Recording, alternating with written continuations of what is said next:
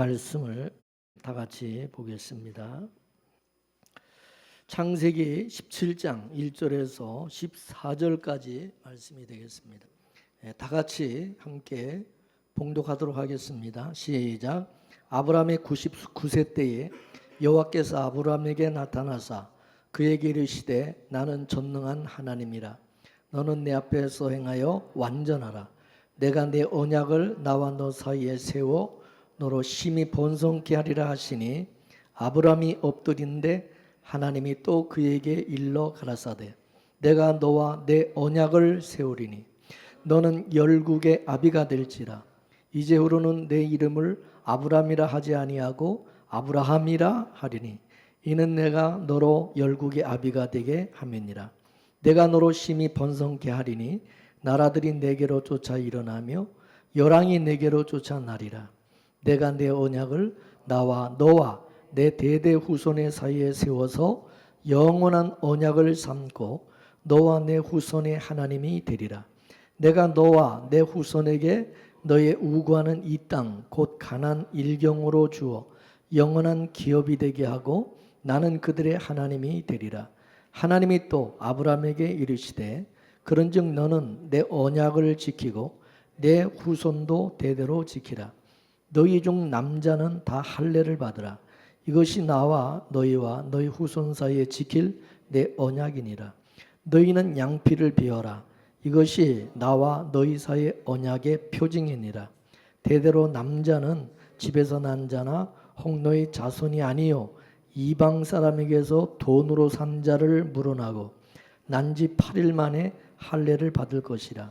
너희 집에서 난 자든지 너희 돈으로 산 자든지 할례를 받아야 하리니 이에 내 언약이 너희 살에 있어 영원한 언약이 되려니와 할례를 받지 않은 남자 곧 그 양피를 배제한 자는 백성 중에서 끊어지리니 그가 내 언약을 배반하였음이니라. 아멘. 할렐루야. 기도하겠습니다. 하나님, 우리가 세상 가운데 하나님의 택하심을 받아서 하나님의 백성으로 하나님이 다스리시고 기르시고 이끄심을 믿습니다. 오늘도 우리에게 또 필요한 말씀을 또 주시고 그 하나님의 음성을 듣고 따르는 주의 양떼들이 주의 성도들이 다 될 수 있도록 인도해 주옵소서. 인간의 생각, 세상적인 모든 관념 다 내려놓게 하시고 성령께서 오직 하나님의 생각, 하나님의 뜻, 하나님의 비밀 또 하나님의 마음을 저들 마음속에 부어주셔서 온전히 성령께서 주장하시는 대로 이끄시는 대로 살아갈 수 있는 주의 성도들 되게 하옵소서. 이 시간에도 성령님을 의지합니다. 또 각자 처소에서 듣는 하나님의 귀한 그 말씀을 듣는 자리에 성령으로 충만케 하여 주옵소서. 예수님의 이름으로 기도하옵나이다. 아멘. 할렐루야. 죄인된 인간의 특징 가운데 하나가 뭐냐면 무슨 일이든지 자기 입장에서 해석을 한다는 것입니다. 그래서 모든 사람들은 자기 자신을 선한 쪽에 세워두고서 나와 뜻을 달리하면 다 악으로 규정하는 그런 습성을 가지고 있습니다. 이와 같이 자기 유익을 위해서 살아가는 인간들에게는 영원한 적도 없고 영원한 동지도 없다. 왜냐하면 나에게 잘해주면 선이고 나에게 해를 끼치면 악이 되는 거죠. 그래서 내 유익에 따라서 수시로 바뀌는 거예요. 나에게 선이 될 수도 있고 악이 될 수도 있는 거죠. 어제까지 나에게 잘해줬다가 오늘 또 나한테 조금 서운하게 하고 해를 끼치면 바로 나쁜 놈 되는 것이고 악인이 되는 거죠. 어제까지 계속해서 나쁜 놈인데 안 좋게 생각했는데 오늘 또 나에게 잘해주면 또 좋은 사람으로 바뀌고 이게 수시로 바뀐다는 거죠. 그래서 오늘 좋다가도 내일 또 왼수가 되는 거예요. 친구든 부부든 형제든 부모든 나에게 잘해주면 선이고 나에게 못해주면 악이다. 이거는 우리 사고가 자기 유익에 따라서 선과 악을 판단하기 때문에 그런 겁니다. 근데 이런 사고가 신을 섬기는데도 그대로 나타난다 이거죠. 나에게 잘해주면 신으로 대접을 하고 나에게 잘 안 해주면 신으로 대접하지 않는 거예요. 그래서 인간들은 다 자기를 지켜주는 수호신을 하나님으로 섬기고 있는 거죠. 구원이라고 하는 것은 뭐냐면 바로 이런 사고를 바꿔치기 당하는 거예요. 이 사고가 바뀌어지는 이런 생각. 내 중심으로 모든 것을 판단하고 해석하던 것을 이제는 하나님 중심으로 모든 것을 판단하는 이 바꿔치기 당하는 것이 이게 구원이다 이거죠. 그래서 여러분이 구원을 받았다 그러면은 바로 그런 게 일어나야 되는 거예요. 우리의 생각이, 우리의 사고가, 우리의 판단이 완전히 이게 이제는 바꿔지는 거예요. 그래서 구원이라는 것은 뭐냐면 이제 주체가 바뀌어지는 거예요. 주체. 내가 죽고 예수님이 이제 주인이 되는 거죠. 예수님이 나의 주가 되는 거예요. 예수님이 나의 주가 되다 보니까 하나님의 예수님 중심으로 모든 것을 생각하고 판단하는 이게 예수님을 주인으로 영접한 자의 모습이다. 이게. 이해가 되십니까? 그래서 옛 언약 아래에서는 말씀을 지켜도 그 말씀을 지키는 주체가 바로 나였어요. 내가 지키고 내가 행하는 거예요. 그러나 새 언약 하에서는 예수님께서 주체가 되는 거예요. 옛 언약 아래에서 성경을 보게 되면은 내가 이 말씀을 어떻게 이루어갈까? 내가 이 말씀을 어떻게 지킬까? 그거를 생각하지만 새 언약하에서 우리가 성경을 보는 것은 내가 이 말씀대로 지키고 이 말씀대로 살기 위해서 지키는 데 초점이 있는 것이 아니라 예수님께서 이 말씀을 어떻게 이루셨는가? 하나님께서 어떻게 하나님의 그 언약을 이루셨는가? 그리고 하나님께서 이 역사 속에 또 특히 하나님의 택한 이스라엘 백성 가운데 하나님이 어떻게 그들을 다스리시고 그들을 이끄시고 그들에게 어떻게 하나님이 행하셨는지 우리는 성경을 통해서 그거를 봐야 된다. 믿습니까? 그래서 옛 언약은 나의 행함을 요구하지만 새 언약은 예수님의 행함을 요구한다 이것입니다. 그 차이를 알아야 돼. 여러분 구약의 역사는 실패의 역사입니다. 자기가 하나님의 말씀을 지키려고 하다가 망했어요. 구약이 그렇잖아요. 그죠? 성공했으면은 예수님이 왜 오셨겠어요? 그죠? 하나님은 그래서 구약의 이스라엘을 가지고 인간은 안 되더라. 그것을 보여주심과 동시에 왜 메시아가 오셔야 되는지, 왜 그리스도께서 오셔야만 하는지 그 필요성을 우리에게 알려주시는 겁니다. 따라서 구약의 마지막 선지자가 누굽니까? 세례 요한이죠. 세례 요한. 그래서 주의 길을 예비한 구약의 마지막 선지자인 이 세례 요한을 일컬어서 선지자와 율법의 마침이다. 그렇게 말씀하고 있는 겁니다. 그래서 이 세례 요한이 바로 그 율법 역할을 한 거예요. 율법이 뭐냐면은 예수 그리스도에게로 인도하는 몽학 선생이죠. 율법을 통해서 우리 죄를 깨닫게 하고 죄인된 우리에게는 절대적으로 그리스도가 예수님이 필요하다는 것을 느끼게 만드는 거예요. 믿습니까? 여러분, 병든 사람이, 환자가 자기 스스로 병원에 안 가잖아요. 웬만하면 병원에 안 가려고 그래요. 저도 그래요. 주사 맞기 싫고 약 먹는 거 싫고, 그죠? 일단은 병원 가는 건 뭐 좋을 사람 없어요.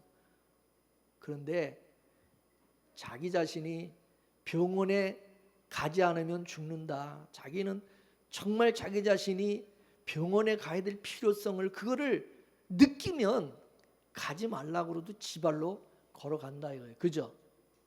그렇죠? 그 율법이 바로 그런 거예요. 예수님의 길을 예비하는 그 기능을 하는 것이 율법이다 이거예요. 그래서 왜 예수님이 오셔야만 하는지, 우리가 왜 예수를 믿어야만 하는지를 말해주고 있는 거예요. 그걸 깨닫게 해주는 것이 율법의 역할이다 이게. 그게 바로 선지자의 역할이다 이게. 믿습니까? 창세기 15장에서 보게 되면은 하나님께서 아브라함을 찾아오셔서 아브라함과 언약을 맺으시죠, 그죠? 그 언약의 내용이 뭐냐면은 바로 아브라함의 후사와 땅에 대한 그 약속이었어요. 그때 아브라함은요, 땅 한 평 없었어요. 가나안 땅에 자기 땅 한 평도 없었고 자기 후손, 자기 자식 한 명도 없을 때였어요. 그죠? 근데 하나님께서 아브라함에게 네 후손을 저 하늘의 무수한 무별과 같이 저렇게 많게 해주겠다, 그렇게 약속을 하신 거예요. 그러면 그 약속은 아브라함대로 네가 열심히 자식을 낳아가지고 열심히 네 가문을, 네 후손을 저렇게 번성하게 저렇게 만들어라 라는 말씀입니까?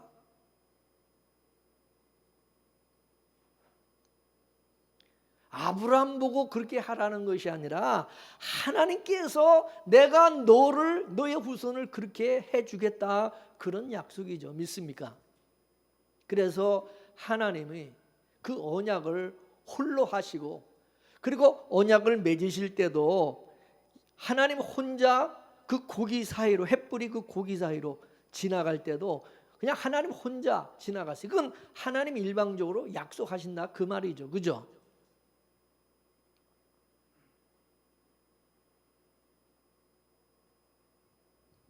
그래서 모든 언약은 누가 지키는 거냐?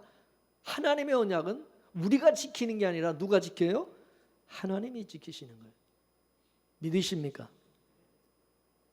그래서 하나님께서 아브라함에게 하신 약속을 어떻게 이뤄 가시는지를 아브라함을 증인으로 세우는 거예요. 증인. 네가 증인이다. 네가 똑바로 봐라. 내가 어떻게 이뤄 가는가 네가 보고 네가 증인이 되라, 그거죠. 그죠? 그래서 하나님께서 아브라함을 찾아오셔서 언약을 세우신 것은 뭐냐면은, 하나님께서 내가 이런 식으로 일을 할 것이다 라고 하는 것을 아브라함에게 통지한 거죠. 그리고 아브라함 보고 너 이렇게 하라 그런 얘기가 없어요. 그런 게 없어요. 근데 아브라함은요, 착각을 한 거야. 자기가 뭔가를 해서 자기가 열심히 자식을 많이 낳아가지고 그래서 자식을 이렇게 번성시켜야 되는 줄로 착각을 한 거예요. 그래서 15장에 하나님의 언약을 받았음에도 불구하고 16장에 가서 보면은 자기 방식으로 이제 자식을 낳는 일을 저지르는 거죠. 일을 행하는 거죠. 그죠? 자기 방식으로. 그게 바로 이스마엘 사건이 바로 16장에 나오는 거예요. 하나님께서는 아브라함이 자기가 막 이렇게 노력을 해서 힘을 써서 자식을 낳는 거, 그거 하나님은 원치 않으시는 거예요. 하나님께서 약속을 하셨기 때문에 하나님이 낳아주셔야 된다 이거죠. 근데 아브라함은 자기가 아들을 낳아야 되는 줄 알고 몸종이었던 이 하갈을 첩으로 삼아가지고 그래서 이스마엘을 낳아버린 거예요. 낳은 거예요. 그 일이 있은 다음에 다시 하나님이 아브라함을 찾아오셨어요. 그래서 16장과 17장 사이는요, 여기 10년의 기간이 흐른 거예요. 10년. 16장에서 17장 요 사이가 10년의 기간이 흐른 거예요. 하나님께서 아브라함이 이스마엘을 낳고 난 뒤에 계속 침묵하고 계시다가 10년 후에 다시 아브라함을 찾아오셔서 아브라함에게 나타나신 거 이해가 되십니까? 오늘 본문 1절을 한번 다시 보겠습니다. 오늘 본문 1절입니다. 시작. 아브라함의 99세 때에 여호와께서 아브라함에게 나타나서 그에게 이르시되 나는 전능한 하나님이라. 너는 내 앞에서 행하여 완전하라. 할렐루야. 하나님께서 아브라함이 지가 노력해가지고 무슨 자식을 많이 낳겠다고 그래서 이스마엘을 낳았을 때에 그냥 내버려 뒀어요. 내버려 뒀어. 그래 해봐라. 그래 네 한번 해봐. 이스마엘 하나 낳고 그냥 집안은 그냥 자꾸 점점 복잡해지고 풍지박산 돼버리고 복잡해지고 집안이 이제 평하는 게 아니라 골치 아파져 버리죠. 그죠? 그래도 한 10년 있다가 하나님께서 다시 나타나가지고 하시는 말씀이 첫 마디가 뭐냐? 따라하세요. 나는 전능자라. 나는 전능한 하나님이라. 너는 내 앞에서 행하여 완전하라. 그렇게 말씀하시는 거예요. 하나님께서 전능하신 하나님으로 찾아오신 거예요. 전능한 하나님이 뭐예요? 하나님께서 약속하신 것을, 말씀하신 것을 반드시 이루시는 하나님이다 그 말이죠. 그죠? 말씀으로 천지를 창조하신 전능하신 하나님 믿습니까? 그래서 하나님이 이스마엘을 낳고 난 이후 10년 후에 찾아오셨을 때에 아브라함의 나이가 그때 이제 99세고 그 아내 사라의 나이가 89세라고 말씀하고 있어요. 이미 사라의 몸에서 경수가 끊어진 지는 이미 오래된 상태였어요. 여자가 월경을 하지 않는다는 얘기는 자녀를 상실할 능력이 상실됐다 그 말이죠. 그죠? 월경을 할 때 젊었을 때도 아기를 못 낳는데 아니 월경이 끊어진 상태면 더더욱이나 아기를 못 낳는 거 아니겠습니까? 불가능한 거죠. 이런 때 하나님께서 찾아오셔가지고 나는 전능한 하나님이라. 너는 내 앞에서 완전하라. 그렇게 말씀을 하시는 거예요. 이거를 이제 아브라함식으로 인간식으로 이거를 받아들이고 해석을 하게 되면 우리 쪽에서 무슨 뭘 행해서 완전해야 되는 걸로 또 이걸 착각하게 된다 이거죠. 그죠? 완전하라는 얘기는 뭐냐? 너는 내 앞에서 행하여 완전하라는 얘기는 뭐냐? 너는 내가 전능한 창조주 하나님인 것을 믿는다면 내 약속을 네가 믿는다면 너는 나를 믿고 내가 어떻게 행하는지 기다리라. 네 생각을 버리고 네 방법을 버리고 나를 믿으라. 이건 내 말을 믿으라. 내 약속을 믿으라. 그 말이에요. 믿습니까? 여러분 우리가 어떻게 해야 하나님 앞에 어떻게 행해야 하나님 앞에 우리가 완전해집니까? 어떻게 해야 됩니까? 그거는 불가능한 일이다 이거죠. 우리는 태생적으로 우리는 다 죄인이에요. 우리는 다 불완전한 사람, 불의한 자들이잖아요. 죄인은 아무리 갈고 닦아도 완전해질 수도 없다 그거죠. 그러면 죄인이 완전해지는 방법은 딱 한 가지요. 딱 한 가지. 그건 뭐냐? 죽는 거예요. 죽는 거. 아무리 죄를 많이 줬어도 여러분 죽으면 끝나잖아. 그래 안 그래요? 취소야. 기각 취소. 그 사람들이 지가 잘못해놓고 자살하는 이유가 거기에 있는 거예요. 그죠? 기소당해서 이제 검찰에서 나가서 조사받고 이제 재판받기 싫으니까 아예 죽어버리는 거야. 이게 죽으면 이제 거기서 끝나거든요. 모든 게 종결되거든요. 이 죽으면요 죄인은 거기서 끝나는 거야. 그래 안 그래? 죄인이 죽고 이제 없는 사람으로 다시 살아나야 된다. 그게 완전해지는 방법이다. 죄인이 완전해지는 방법은 결국 이 얘기는 뭐냐면 하나님께서 내가 아브라함을 완전한 자로 만들어 가신다 그런 뜻입니다. 그래서 하나님이 나는 전능한 하나님이다 라고 하신 거예요. 전능한 하나님을 원어로 히브리 원어 성경에 엘샤다이라고 했어요. 엘이라는 뜻은 성경에서 히브리어로 엘이라는 것은 하나님이라는 말씀. 하나님, 엘. 샤다이는 뭐냐? 이 샤다이는 능력을 행하는 자, 일을 이루는 자, 성취하는 자, 그런 뜻입니다. 능력을 행하는, 일을 행하시고 성취하시는 자, 그게 샤다이, 엘 샤다이, 이 전능한 하나님. 쉬운 말로 하나님께서 아브라함에게 내가 너를 복의 조상으로 만든다고 그랬으니까 그 일을 내가 주체가 되어서 그걸 내가 이뤄 가시고 성취하시겠다, 그런 뜻입니다. 그러므로 모든 성경이 우리에게 무엇을 얘기해 주느냐 하면 우리더러 뭐를 하라는 얘기가 아니라 하나님께서 이렇게 하셨다는 사실을 좀 알아라, 그 말이죠.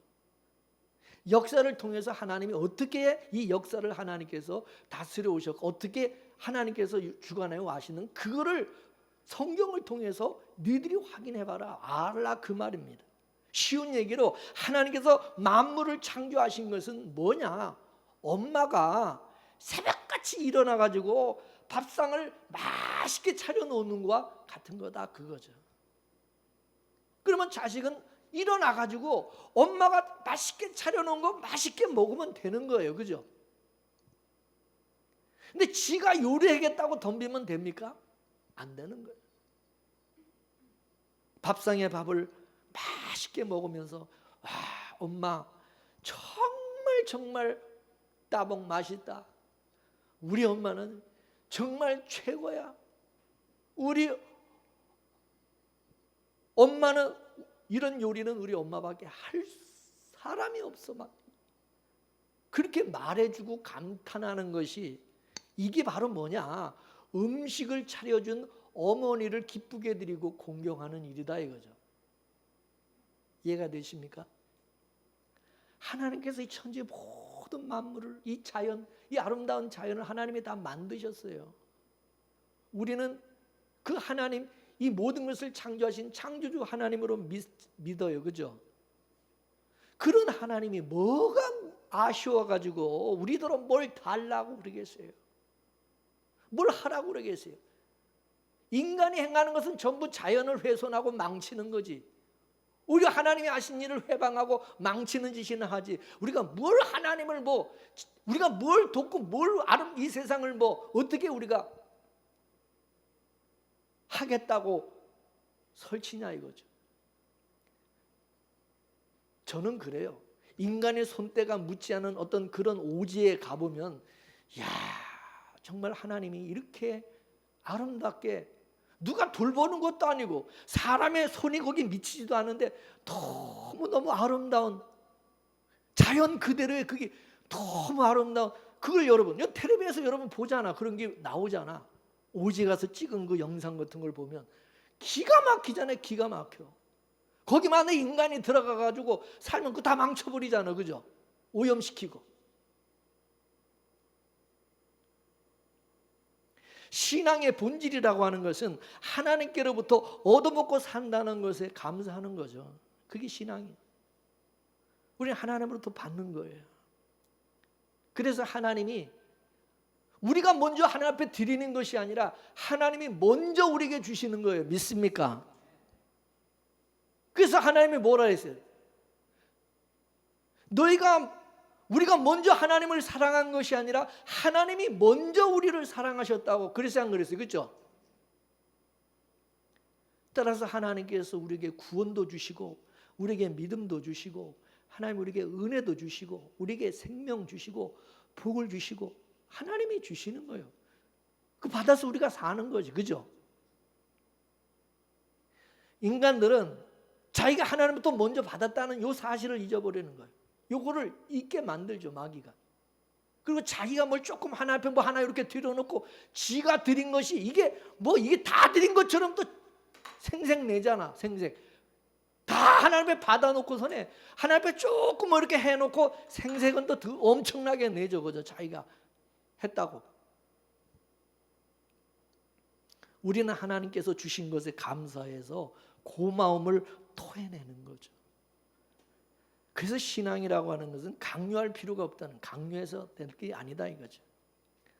따라서 받은 사람은 반드시 토해내게 돼 있다. 그 받은 자만 아는 거예요. 자기가 받았으면, 하나님께 자기가 받은 것을 아는 사람은, 자기가 축복을 받았고 은혜를 받았으면, 사랑을 받았으면 당연히 거기에 대한 반응이 나온다 이거예요. 받은 게 지불도 없으니까 하나님 앞에 나오는 것도 없는 거예요. 토해내는 것도 없는 거예요. 이해가 되시죠?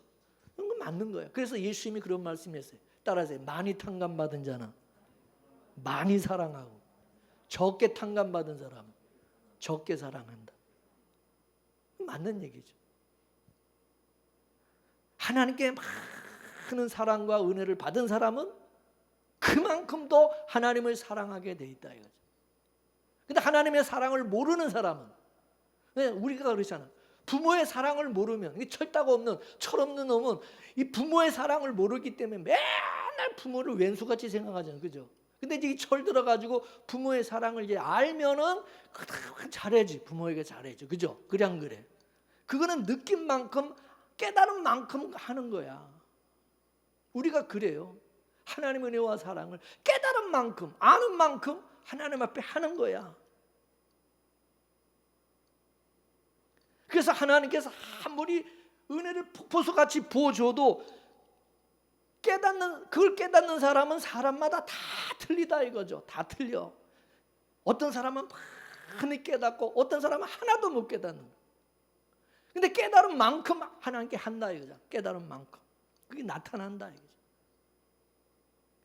그래서 우리 몸은 정직해요. 그냥 자기가 먹은 만큼 싸게 돼 있어요. 그래 안 그래? 많이 먹은 놈은 많이 싸고 적게 먹은 사람은 쌀 것도 없어. 그래서 우리가 하나님께 받은 것이 없으면 토해낼 것도 없다. 그래서 여러분이 하나님 앞에 감사가 안 되고 주님에 대한 사랑도 없고 그러면 그건 뭐냐면 그저 내가 하나님의 은혜와 사랑을 못 느끼고 있다 이거, 모르고 있다 이거죠. 토해낼 게 있어야지. 토해낼 것이 받은 것이 없는데, 먹은 게 없는데, 받은 게 없다고 생각하는데. 근데 자기 것을 자꾸 토해내고, 자기 받은 것이 없는데 자기 것을 자꾸 토해내는 것을 뭐라고 그러냐? 이게 종교성이라는, 우상, 종교성이라는다 이거죠. 받은 것이 없이 자기 것을 자꾸 토해내면 이제 뭐가 나오느냐? 나중에는 이제 자기 자랑이 나오겠죠, 그죠? 내가 이렇게 했다, 엄청 생색을 내고 자랑하겠죠. 그게 자기 의가 되는 거죠. 그래서 종교 생활 끝에 가서 보면은요, 이 종교 생활 한 사람들은 그 마지막에 가서 보면은 전부 지자랑이, 자기 공로, 자기 자랑이 나와요. 내가 이렇게 했고, 뭐 자기가 몇십 년 동안 평생 신앙생활하면서 뭐 이런 것도 했고, 이렇게 했고, 이렇게. 엄청난 자기 뭐 공적을 막 그거를 막 그냥 또 자랑 삼아서 또 그 종교 생활 한 사람들의 특징이 그렇습니다. 여러분, 신앙생활의 마지막 끝에는 오직 은혜와 감사만 있어야 되는 거예요. 만일 교회 안에서 자기가 무슨 죄를 한 것이, 교회에서 무슨 봉사고 일한 것을 자기 자랑으로 자꾸 얘기하는 사람이 있으면 그 사람은 지금 종교 생활을 하고 있는 거라고 그렇게 생각하면 되십니다. 근데 늘 감사함으로 하는 사람은 저 사람은 진짜 은혜로 신앙생활을 하고 있구나 이렇게 생각하면 되는 거예요. 믿습니까? 하나님께서는요, 우리의 행함을 원치 않습니다. 하나님의 은혜가 우리 안에서 행하게 하는 것을 원합니다. 하나님의 은혜. 그래서 우리는 먼저 하나님의 은혜를 받아야 돼. 하나님이 공급하시는 능력과 힘으로 해야 돼. 그죠? 받은 것도 없이 그냥 뭘 자꾸 하려고 그러는 것은 결국 나중에 가서 지치고, 또 그런 사람은 분평원망하고 또 시험도 따르고 뭐 섭섭하니 뭐 서운하니 뭐 그딴 소리나 했었고, 어떤 사람은 또 내 헌금 드리고 나서 나중에 찾아와서 그거 도로 내달라고 그러는 사람도 있어요. 참 웃기는 사람 많은 거야. 이게 다 종교성으로 신앙생활을 한 사람들의 모습이다 이거죠. 하나님의 은혜가 그게 동력이 돼서 행하는 것이 돼야 된다 이거야. 하나님이 나에게 공급해 주신 그 힘으로, 그 은혜로, 그 능력으로 해야 그걸 하나님이 기뻐하시고 그게 또 하나님께 영광이 된다 그 말입니다. 믿습니까? 그래서 성경은 모두가 하나님의 명령으로 되어 있어요. 명령. 하나님께서 우리에게 명령형으로 주신 것은 그 명령을 우리 보고 우리더러 지키라는 말이 아니에요. 그 얘기는 뭐냐면 하나님이 명령을 하신 것은 우리를 죄인으로 드러내게 하기 위한 거예요. 하나님께서 이렇게 명령을 했는데 하나님의 뜻은 이런 것인데 너희들이 이 말씀대로 이 명령대로 행했냐? 했냐? 안 했냐? 그렇게 못 사는 거야. 그렇게 못하고 있는 거죠. 그래서 우리를 대신해서 누가 지켜주시냐? 예수님이 그걸 다 대신해서 지켜주셨다는 것을 말씀합니다. 그래서 사도 바울이 로마서에서 하나님께서 우리 모두를 다 불순종 가운데 가두어 버렸다는, 우리를 불순종 가운데 가두었다 그래서. 자, 로마서 11장 32절. 자, 시작. 하나님이 모든 사람을 순종치 아니하는가에 가두어 두심은 모든 사람에게 긍휼을 베풀려 하심이라. 할렐루야. 모든 사람을 불순종 가운데 가두려면 어떻게 하겠어요? 이렇게 하라고 순종을 요구해야 되는 거죠. 그래야 네가 말을 들었는지 안 들었는지 나중에 거기에 대해 책임을 추궁하지. 하라고 말씀한 것도 없는데 그러면 내가 나한테 뭘 순종해? 왜 순종하지 않느냐? 왜 불순종하냐? 말할 수 없어요. 그걸 추궁할 수 없어요. 그죠? 만일에 엄마가 자식에 너 이렇게 해라. 그런데 안 했어. 안 했을 때 그 다음에 너 왜 이거 안 했어라고 추궁할 수 있는 것이지. 아무것도 안 했는데 아무것도 요구하지 않았는데 안 했는 거 가지고 뭐라 그럴 수 있어요? 엄마가 나한테 이거 하라고 그래서 얘기 안 해놓고 왜 이제 와서 그걸 나한테 추궁해? 이렇게 나온단 말이죠. 그래 안 그래요?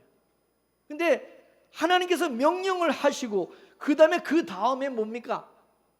불순종한 것에 대해서 추궁하시면서 모든 사람을 다 불순종하는, 하나님의 말씀에 불순종하는 자로 만들어버린다는 얘기죠. 그 의도적인 걸 하는 거죠. 우리를 다 불순종하는 자들로 만들어버리는 것이 이게 하나님의 의도라는 것. 우리를 다 순종하는 사람으로 만드는 우리는 생각하죠. 다 하나님의 말씀에 순종하는 사람으로 하나님이 만드실 거라고 생각하는데 성경은 모든 사람을 순종하지 않은 사람으로 따라 만들어버린다는. 왜? 그 이유가 뭐냐? 그래 놓고 나서 하나님께서 긍휼을 베풀기 위함이다. 할렐루야. 그렇습니까? 안 그렇습니까? 여러분, 긍휼이라고 하는 것은 자기가 죄인인 것을, 자기가 나쁜 놈이, 자기가 불순종한 나쁜 놈이라는 것을 알아야 그런 자에게 하나님의 긍휼과 은혜가 필요한 거예요. 그죠? 그래서 하나님은 불순종 가운데 가두어서 자기가 죄인인 것을 알게 만드는 거예요. 그걸 깨달은 자에게, 그걸 깨달으면 깨닫는 자에게 하나님이 긍휼을 베푸는 거죠. 만약에 그거를 못 깨달으면 계속해서 하나님께서 그걸 깨달을 수 있도록 이제 하나님께서 징계를 하시든지 압박을 하겠죠. 추궁하겠죠. 그러니까 빨리 깨달으라. 빨리 하나님 앞에 딱 저는 죄인입니다. 저는 하나님의 말씀에 순종하지 못한 악한 자입니다. 그렇게 빨리 나와야 그게 하나님의 긍휼과 은혜를 입을 수 있는 지름길이다. 믿습니까? 그 죄인이라는 것은 하나님의 말씀에 불순종한 자를 말하는, 불순종하는. 그러니까 죄인은 하나님의 말씀을 지켜낼 수가 없는 것을 말하니, 없는. 그래서 죄인은 하나님의 말씀에 순종이 안 되기 때문에 그래서 죄인인 거다 이거죠. 하나님의 말씀에 순종치 않으면 그러면 성경에 하나님이 뭐라고 말씀하셨냐? 하나님의 저주와 심판을 받는다는 거죠. 저주와 심판을 받는다. 그러면 하나님의 말씀대로, 하나님의 율법대로, 약속대로 그럼 다 심판해서 다 죽게 되잖아요. 그죠? 그런데 다 심판하는 것이 아니라 그 중에 얼마는 하나님께서 긍휼히 여겨주신다. 심판하는 게 아니라, 죽이는 것이 아니라, 망하게 하는 게 아니라 그 중에 일부는 하나님께서 긍휼을 베푸신다. 그게 누굽니까? 예? 그게 성도다. 그게 하나님의 택한 하나님의 백성이다. 믿습니까? 이게 여러분 창세전의 언약의 내용입니다. 창세된 언약을 보게 되면 은혜를 받을 자와 은혜를 받지 않을 자로 나눠져 있어요. 하나님께서 은혜로 대하는 자와 법으로 대하는 자가 나눠져 있어요. 이 세상. 이 은혜로 대하심을 받는 자들은 불순종하지만 하나님께서 불쌍히 여겨주신 그 사람을 그를 불쌍히 여기는. 그러나 반대로 법으로 대하는 자들은 얄짤없이 하나님이 법으로 집행을 해서 그냥 지옥으로 보내는 거예요. 하나님이 저주하고 심판하시. 우리가 성경을 볼 때 어떤 우리는 말씀 앞에서 그래서 우리가 뭘 할까를 생각하지 말고 하나님께서 지금 어떤 일을 하셨는가를 우리는 자꾸 봐야 돼. 어떻게 하시는지. 성령께서 내 안에서 어떻게 행하시는지. 예수님처럼 나를 위해서 사는 게 아니라 하나님을 위해서 살아가며 하나님의 영광을 위해서 영광을 드러내면서 내가 정말 살아가는 그런 사람이 되었는가 항상 점검하고 확인하고 그래. 내가 뭘 할까를 자꾸 고민하는 사람은 지금 종교 생활을 하기 때문에 그런 거예요. 그래서 그런 사람은 마지막에는 자기 영광이 드러나고 내가 이렇게 했다라는 것을 드러내게 되는 거죠. 하나님 그 꼴을 못 보죠. 하나님 그런 거 원치 않으십니다. 그래서 하나님께서 아브라함에게 전능하신 하나님으로 찾아오셔서 내가 이런 식으로 일을 할 것이다 라고 하시는 것입니다. 그러면 하나님께서 아브라함을 통해서 일을 하려고 한다면 아브라함은 어떻게 있어야 되느냐? 어떤 존재로 있어야 됩니까? 자기 불가능으로 있어야 불가능성으로 있어야 돼. 그죠? 근데 아브라함은 자기가 하나님의 말씀을 이룰 수 있는 가능성이 있는 자라고 생각. 나는 그 말씀대로 할 수 있는 자라고 생각한 거예요. 그렇게 생각하는 사람. 그게 바로 죄예요. 그게. 그래서 하나님께서 아브라함의 이제 가능성을 제거하는 방식으로 일을 하시는 거죠. 그래서 하나님께서 아브라함이 75세 때 찾아오셔서 왜 75세 때 젊었을 때 왜 그때 아들을 주시지 않고 왜 99세까지 기다렸다가 왜 주시냐 이거죠. 또 왜 사라가 경수가 다 끊어지고 나서야 그리고 나서 더 늙은 다음에 왜 이삭이라는 아들을 왜 그때 가서 주시느냐 이거죠. 이거는 하나님이 아브라함에게 하신 그 언약은 하나님의 방법으로 이루어가시기 때문에 그렇다 이거죠. 하나님께서 언약의 후손을 주시겠다고 했을 때는 인간의 방법이 아니라 하나님의 방식으로 생산하겠다. 하나님의 방식은 창조의 방식이죠. 창조의 방식. 창조의 방식이 뭡니까? 무에서 유, 없음에서 있음으로 만들어내는 거죠. 죽은 자를 다시 살리는 방법이죠. 불가능을 가능으로. 이게 창조의 방법. 그러니까 하나님께서 아브라함에게 언약을 주셨다면 반드시 언약을 받은 아브라함의 상태는 불가능의 존재, 불가능한 상태에 있어야 된다 이거죠. 자기가 가능의 상태로 있으면 안 된다 이거예요. 그죠? 그 불가능의 상태로 있게 만들기 위해서 하나님이 오늘 본문에 하신 말씀이 뭐냐면 아브라함에게 할례를 행하라는 얘기, 할례를 받으라는 거예요. 할례가 뭐죠? 남자의 생식기를 자르는 거잖아. 남자의 생식기를 잘라낸다는 의미는 뭡니까? 고자가 된다는 거야. 애기 못 난다는 뜻이에요. 하나님께서 아브라함을 고자로 만들어 버리는 건 너는 이제 자식을 낳을 수 없는 불가능한 인간이다. 네 아내도 경수가 끊어져서 나이가 많아서 애기 못 낳는 불가능한 여자지만은 네 자신도 이제 불가능한 남자다. 불가능한 애기를 생산할 수 없는. 너는 죽은 넌 죽은 놈이야. 죽은 자야. 그 뜻이에요. 할례가 믿습니까? 이 할례가 신약에서는 뭡니까? 할례가 신약에서 뭐지? 세례가 뭐요? 너는 죽은 자다 그 말이에요. 똑같은 의미야. 세례는 예수 그리스도와 함께 장사되고 죽은 거예요. 그러니까 세례받은 거는 뭐냐? 세례받은 사람은 뭐요? 너는 죽은 놈이다 그 뜻이요. 이해가 되십니까? 똑같은 거예요. 할례나 세례의 의미가. 그러니까 하나님은 은혜를 어떤 사람에게 베푸느냐, 하나님의 은혜를 베푸시는 것은 자기가 가능성이 없는 자로 있을 때, 불가능한 자, 죽은 자로 있을 때 하나님이 그런 자에게 긍휼과 은혜를 베푸시고 또 그런 자를 창조의 능력으로 다시 살려내시고 구원하시는, 이게 하나님의 방법이다. 이게 믿습니까? 근데 지가 끝까지 잘난 줄 알고 자기 가능성을 믿고 나는 할 수 있다, 그러면 그 사람은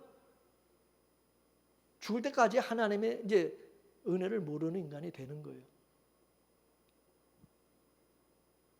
아브라함이 지가 가능성이 있다고 생각할 때, 지가 살아있을 때 누구를 낳았습니까? 이스마엘을 낳은 거예요. 이스마엘. 근데 그 열심히 해서 이스마엘을 낳았는데 그 이스마엘은 유업을 이을 자가 아니라고 그랬어. 집에서 쫓겨났어. 왜? 이스마엘은 종이 낳은 자식이기 때문에. 종이 낳은. 종은 유업을 받을 수가 없죠. 아들이라야 유업을 받을 수 있는 거죠. 종은 족보에도 못 올라가죠. 아들은 아들인데 족보에 못 올라가는 아들을 사생아라 그러잖아요. 사생아. 사생아가 뭐예요? 죽었지만, 살았지만 실제는 죽은 놈이나 죽은 자식이나 마찬가지다. 이게 죽은 자는. 이게 바로 언약 밖에 있는 이방인들이다. 이방인들. 히브리인들은 뭐냐? 본부인으로부터 낳기 때문에 족보에 올라가는 거예요. 첩의 자식은 첩의 자식이 아무리 많아도 족보에는 못 올라간다.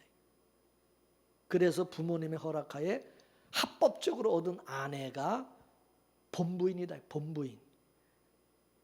바로 이 본부인, 이 사례는 누구를 상징하냐면 바로 예수 그리스도를 상징하는 겁니다. 하나님은 오직 예수 그리스도를 통해서 나아진 자만 구원해 주시고 그런 자만 하나님의 아들로 인정하시는 거예요. 믿습니까?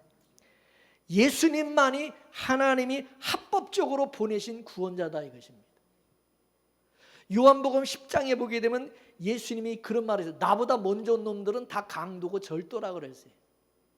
왜 그러냐면 하나님께서 그들을 보내지 않았기 때문이라는 거죠.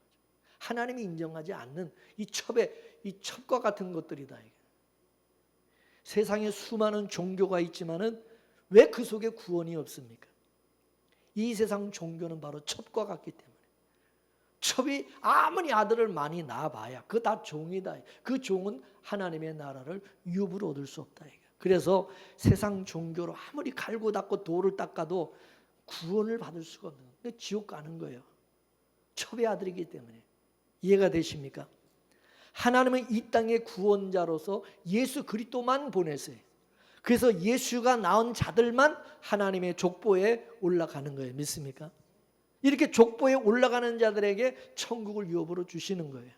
그래서 천하 만국의 구원 얻을 이름을 예수 외에 하나님이 주신 적이 없다. 분명하게 못을 박았어요. 믿습니까? 다른 것들은 다 첩이다 이거야. 예수 그리스도만 이게 진짜 본부인이다 그 말이에요. 믿습니까?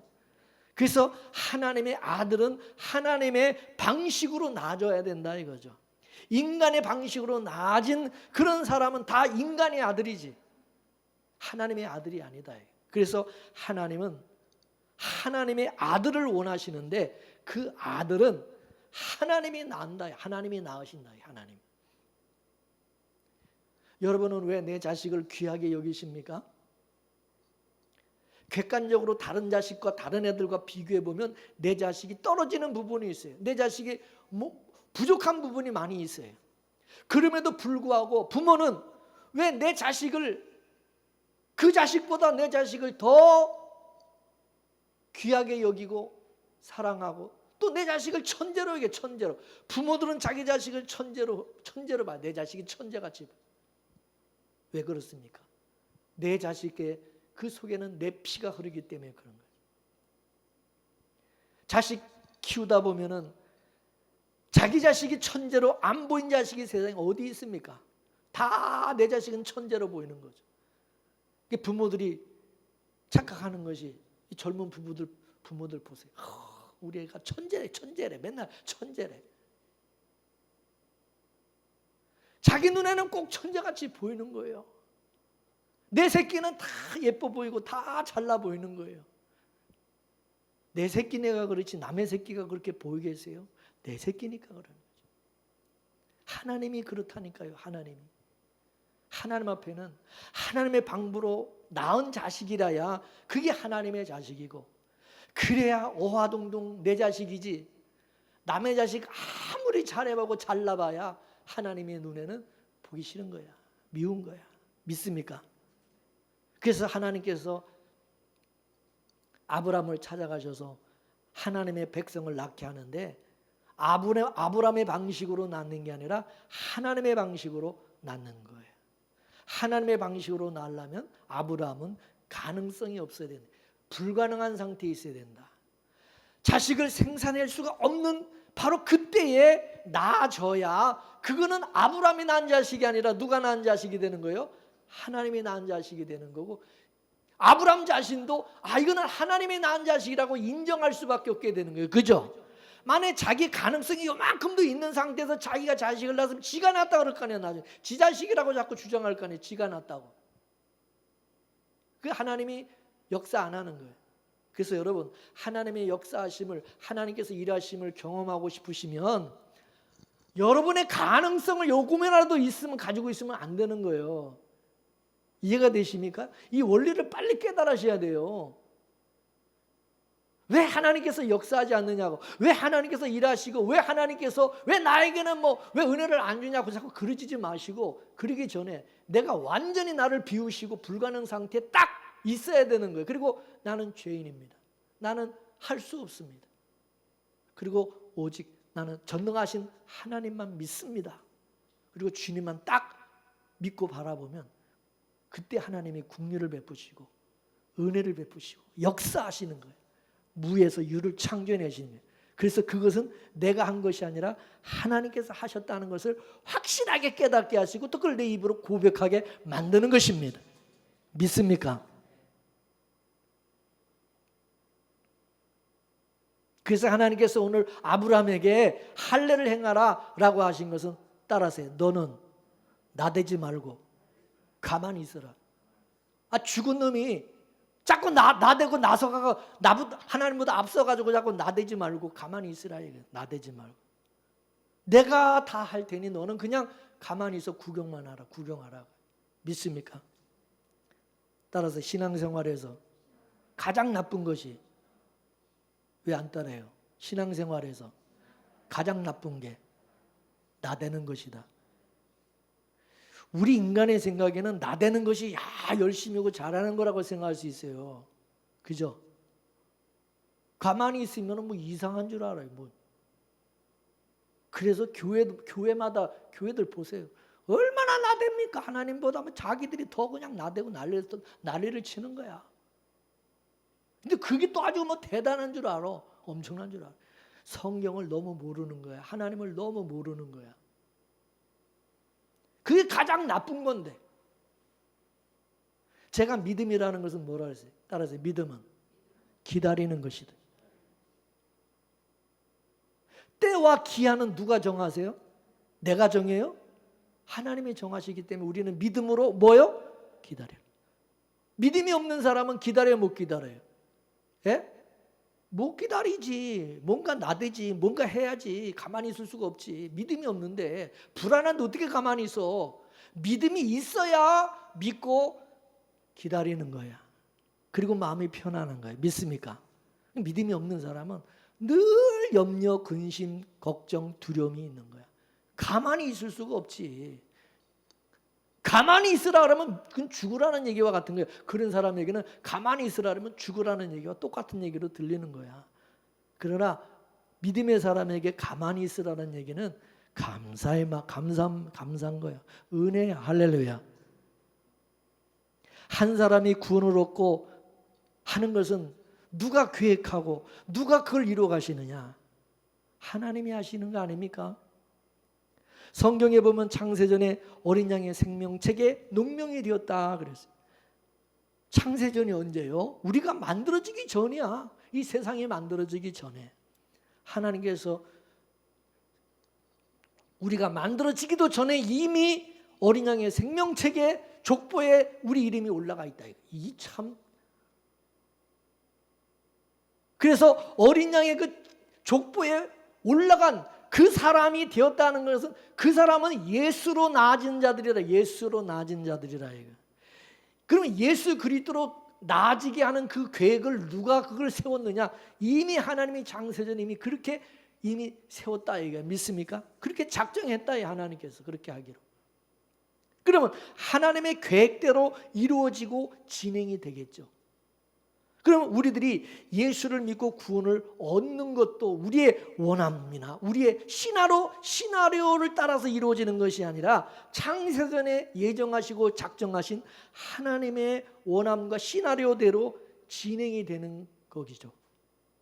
하나님의 계획은 한치의 오차도 없이 다 이루어지는. 우리는 그거를 믿는 사람이고, 그죠? 그거를 안 믿는 사람과 믿는 사람 이렇게 나눠지는 거. 그걸 믿는 사람은 하나님께서 창세전의 그 언약을 하나님께서 반드시 이루어 가실 것을 믿고 기대하고 우리는 그것을 바라보게 되는 거죠. 그죠? 그러나 그걸 믿지 않는 사람은 죽을 때까지 자기가 어떻게 해보겠다고, 자기가 어떻게 살아보겠다고 날 죽도록 그냥 빼 빠지게 고생하다가 뭐 이루어지는 것도 없이 결국은 이제 비참하게 끝나는 거죠. 하나님의 은혜도 모르고. 예수님께서 십자가에서 죽으신 것은 과거 수천 년 전에 자기 백성들이 애굽에서 출애굽할 때 어린 양의 피를 바르고 출애굽하는 그 사건을 통해서 바로 예수 그리스도의 피를 통해서 우리를 하나님께서 구원하신다는 것을 미리 보여주신 것이. 그래서 수천 년 전에 어린 양을 잡는 바로 그 시간에 예수님께서 바로 그 시간에 십자가에서 죽도록 딱 시간도 그걸 딱 맞춰서 운명하시게 하신. 아무 때나 여러분 예수님 죽은 게 아니에요. 뭐 아침에도 죽을 수 있고 뭐 밤에도 죽을 수 있고 아무 때나 막 죽을 수 있잖아요. 근데 그 시간도 예수님이 죽으시는 그 시간도 때도 하나님이 딱 정하신 그때 딱 죽는 거예요. 믿습니까? 그냥 여러분 죽는 것도 여러분 마음대로 죽는 게 아니야. 예수 믿는 사람은 내 마음대로 죽는 게 아니야. 하나님의 때에 하나님이 정확하게 하나님이 데려가는 거예요. 믿습니까? 믿습니까? 저희 아버님 돌아가실 때 주일날 예배드리고 이제 예배드리고 이제 오셨는데 이제 걷지를 못해서 이제 업다가 이제 예배당에 이제 모시다 놓고 예배드리면 뭐 업고 또 집에 오고 그러는데 이제 예배 끝나고 언제 집으로 돌아가셨어요. 우리 형수님이 물었어요. 아버님 언제 돌아가실 거예요? 그랬더니 수요일날 죽는데 수요일날 간다 그래도 수요일날.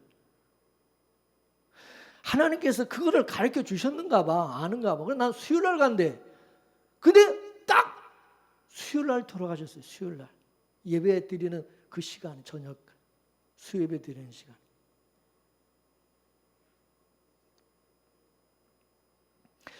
여러분 드라마 많이 보시는데 이런 배우들이요, 지 마음대로 막 그렇게 막 연기하고 지 마음대로 막 움직이나요? 철저히 감독의 지시에 따라서 시나리오대로 움직이는 거예요. 만일 그렇게 안 하면 컷! 다시! 계속 다시 반복.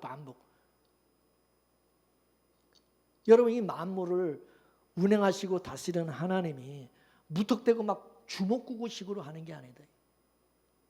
하나님이 보실 때 그게 아니다 싶으면 계속 반복.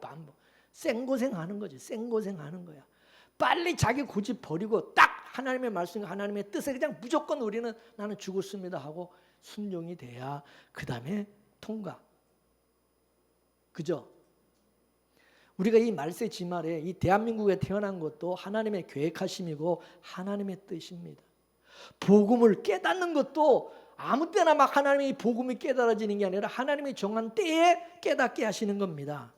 그래서 하나님이 때를 따라서 그 사람의 귀를 열어주시고 눈을 뜨게 해주시는 것입니다. 성경에 보세요.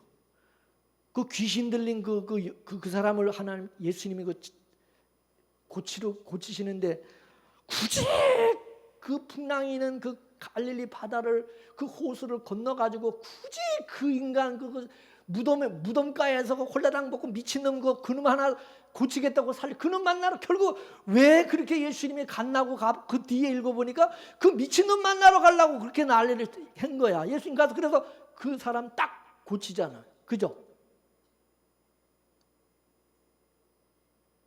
그리고 그 귀신 들린 그 귀신들 다 돼지 속에 들어가서 돼지 또 몰살해 버리잖아. 그죠? 갈릴리 호수에다. 이게 다 하나님의 때에 하나님이 부르시고 구원하시는 거다 이거. 그죠? 믿습니까? 그 때를 하나님은 아시기 때문에 그 때를 놓치지 않고 정확하게 그 때에 하나님이 가서 찾아서 부르시는 거죠. 그죠? 아니 굳이 그 시간에 갈 이유가 뭐 있습니까? 풍랑을 이는 거, 호수에 바람 불고 풍랑은 날씨 안 좋은 거 예수님이 아실 텐데 그러면 그 다음날 가도 되고 그 다음날 가서 만나도 될 텐데 왜 굳이 그 시간에 가가지고 그렇게 제자들 그냥 풍랑에 이래서 완전히 그 고생을 해가지고 죽을 고비 걷면서 그러면서 가냐 이거예요. 왜 그 시간에. 그죠? 우리는 이해가 안 되죠 그게. 근데 그게 하나님의 때에 하나님이 정확하게 하나님이 이루시기 위해서 그렇게 하시는 거죠. 그죠?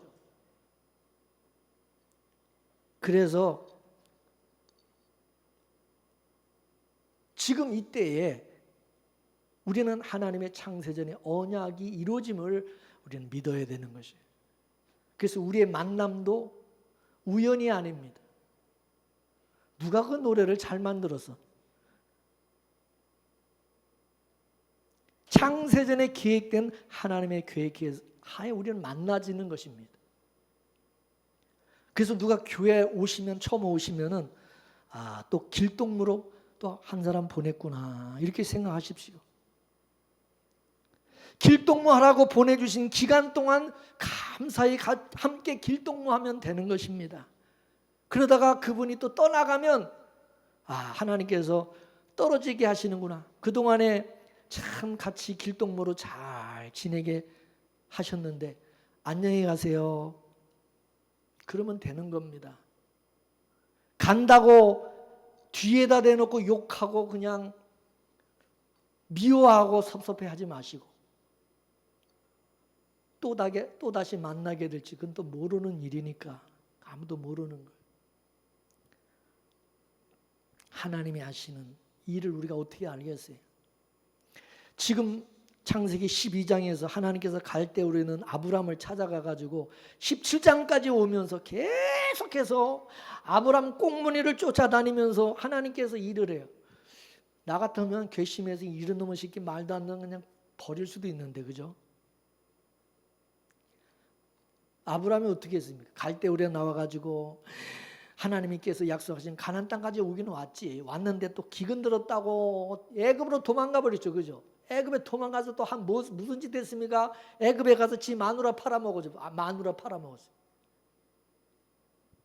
참 등신같이 마누라 팔아먹어가지고서는 완전히 그냥 이게 집안 완전히 그냥 이건 완전히 그냥 망가져 버렸죠.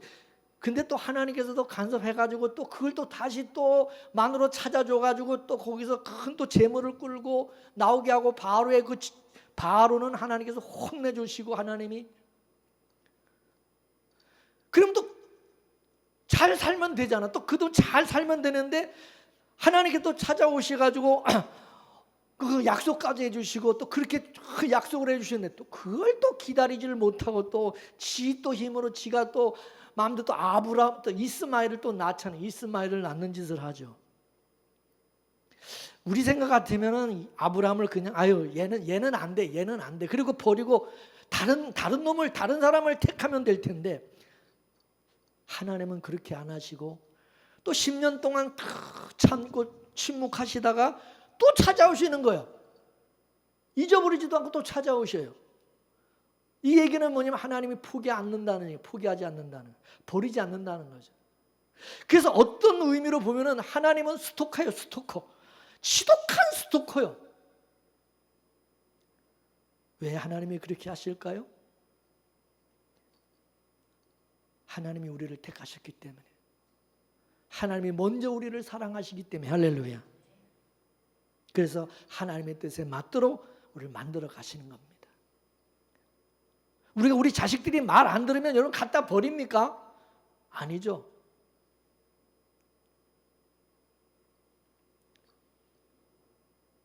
말 안 듣는다고 안 버립니다. 버릴 수가 없죠. 부모는 자식을 버릴 수가 없어요. 그냥 매를 들지언정 지가 이제 철들고 깨달을 때가 있겠지 하고 기다리지. 그래서 이스라엘 백성들이 왜 하나님께 그렇게 못된 짓을 하고 하나님 앞에 그렇게 반역을 하고 거역을 했는데도 왜 하나님 그 이스라엘 백성을 왜 버리지 않으셨습니까? 여러분 구약성경을 읽어보세요. 구약성경을 읽어보면은 지독히도 하나님 말 안 들은 인간들이 이 이스라엘 백성이잖아요. 그죠? 하나님 버릴 만도 한데 포기할 만도 한데 하나님 그 백성을 절대로 안 버려요. 그리고 이사야서에 보면 머리끝부터 발끝까지 하나님께 얻어맞은 흔적이 오히려 얻어맞은 흔적이 새로 얻어맞은 흔적이 얼마나 많아요. 그래서 하나님께 얻어 터지기는 엄청나게 얻어 터지는데 버리지는 않으신다는 거죠. 할렐루야. 참 그게 참 감사. 왜? 하나님이 택한 자 백성이기 때문에. 이 아브라함과 하나님 사이가 바로 그런 사이예요. 하나님이 아브라함을 낳았어요. 그러니 하나님이 포기하지 않는 거예요. 끝까지 찾아오시는 거예요. 왜 하나님께서 아브라함을 사사건건 왜 아브라함에 간섭을 하십니까? 왜 아브라함을 그렇게 간섭합니까? 내버려 두지 않고 하나님께서 선택하셨기 때문입니다. 여러분 하나님의 나를 간섭하심을 느끼십니까?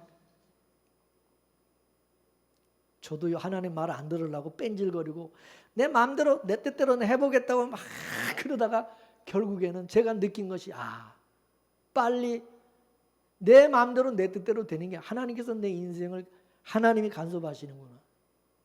하나님이 나를 택하셨으면은 나를 주의 종으로 택하시고 부르셨는데 내가 그거를 말을 안 듣고 자꾸 내 마음대로 내 방식대로 해서 나는 세상에 나서 돈 많이 벌어가지고 그냥 열심히 뭐 목사님 도와드리고 열심히 뭐 이렇게 나도 교회 뭐는 장로로 그냥 이렇게 나도 그냥 봉사하고 그냥 편하기도 하고 신앙생활하고 싶다. 내 생각으로 자꾸 그랬는데 결국에는 이게 아니구나. 빨리 그래서 깨닫고 빨리 돌이킨 거예요.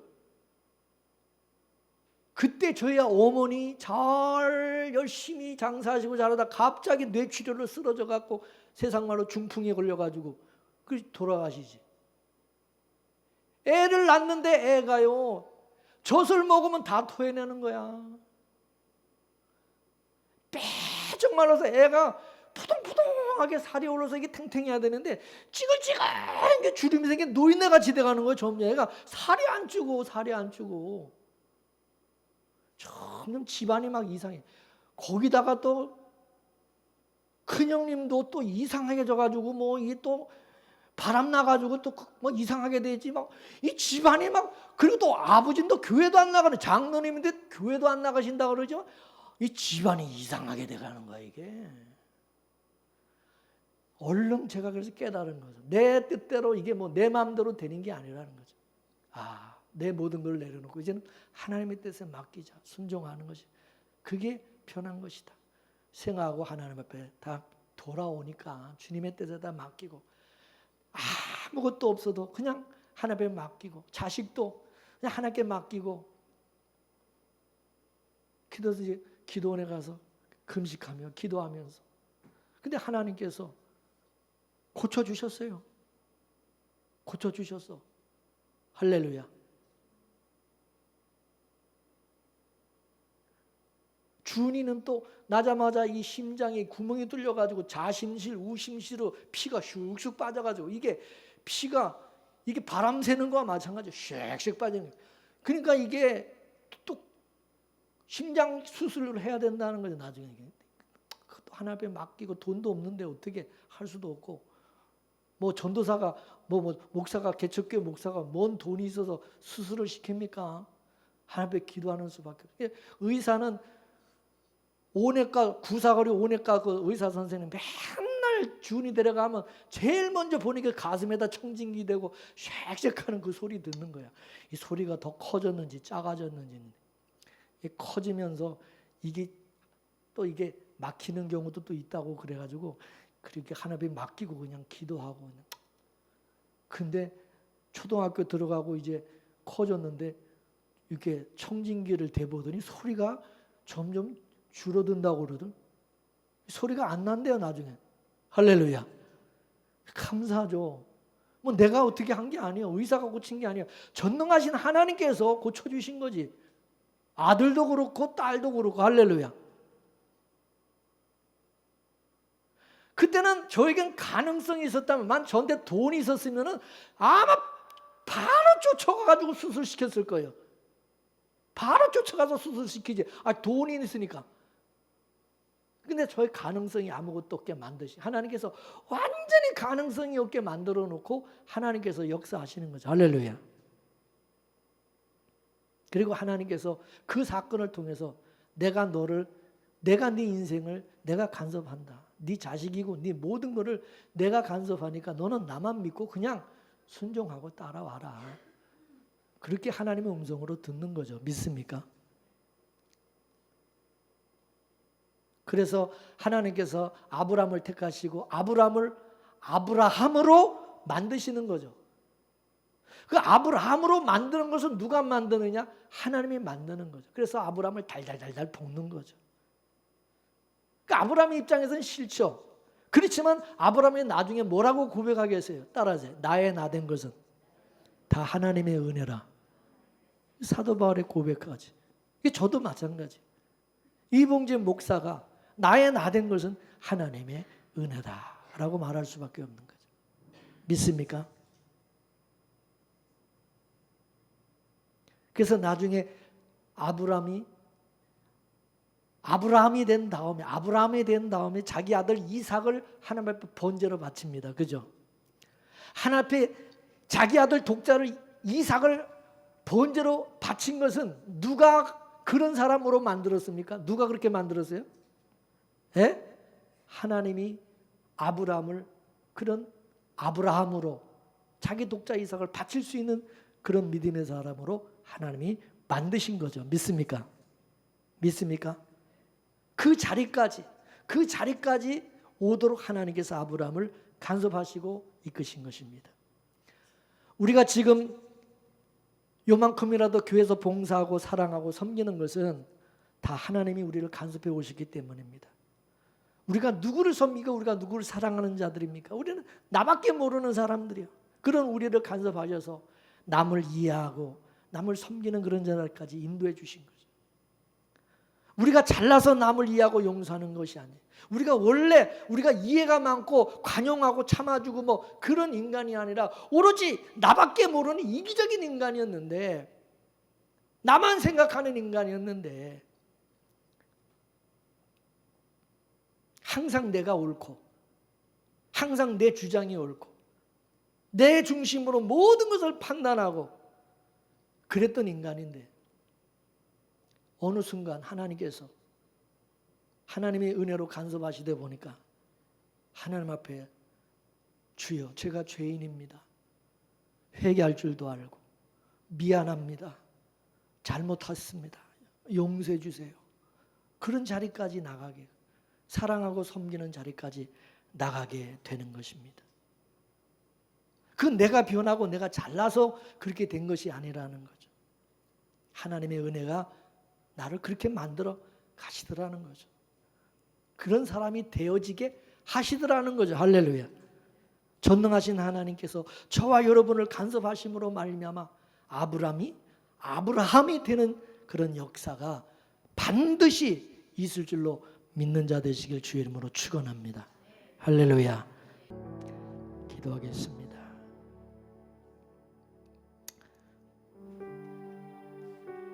전능하신 하나님을 우리가 믿습니다. 하나님의 약속하신 것을 하나님이 창세전의 그 언약을 반드시 택한 자들의 이루어가심을 믿고 우리가 하나님의 택함받은 하나님의 백성이라면, 우리가 그것을 믿는 자라면 끝까지 잠잠히 주를 믿고 주님의 인도하심을 따라 살아갈 수 있는 저희들 되게 하옵소서. 내 의지와 내 생각, 내 욕심이 아니라 성령께서 내 안에서 행하시는 대로, 주님이 내 안에서 행하시는 대로 순종하며 살아가게 하옵소서. 오늘도 우리 성도들 가운데 역사하여 주셔서 아브라함이 아브라함 되는 것처럼 주여 자기밖에 모르고 이기적이고 하나님의 은혜와 사랑도 모르고 하나님 앞에 감사할 줄도 모르고 드릴 줄도 모르고 헌신할 줄도 모르던 저희들이 정말 아브라함과 같이 자기 독자 이삭까지도 하나님 앞에 바칠 줄 아는 그런 하나님의 은혜를 아는 자, 하나님의 사랑을 아는 자, 전능하신 하나님을 아는 자들이 될 수 있도록 주여 도와 주시옵소서. 더 많이 하나님을 경험하고 더 많이 하나님의 은혜와 사랑을 깨닫는 우리 성도들 되도록 주여 도와 주시옵소서. 받은 만큼 내가 하나님께 행할 수 있고 또 하나님 앞에 우리가 드릴 수가 있는 줄로 믿습니다. 주여 저희들은 아무 능력 없습니다. 가진 것 없습니다. 우리는 이 세상에 하나님 벌거벗은 몸으로 빈손으로 왔을 뿐입니다. 하나님께서 공급하시는 것으로 우리는 지금까지 살고 있음을 고백할 수 있는 저희들 되게 하시고 또 하나님 앞에 늘 감사하며 살아갈 수 있도록 은혜 내려 주옵시고 그 은혜를 깨닫는 자 되게 하여 주시옵소서. 모든 것 주께 의지하며 예수님의 이름으로 기도 올리옵나이다. 아멘.